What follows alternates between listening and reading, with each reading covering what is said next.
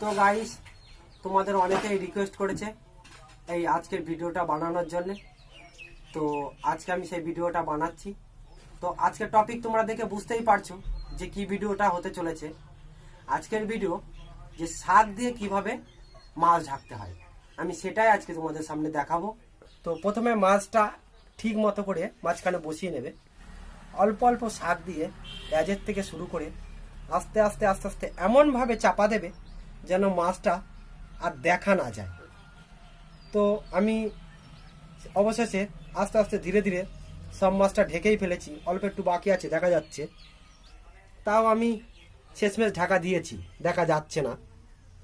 তো চাইলে তোমরা এইভাবে শাক দিয়ে মাছ ঢাকতে পারো, তাতে তোমার প্রতিবেশীরা বুঝতে পারবে না তুমি কি দিয়ে ভাত খাও।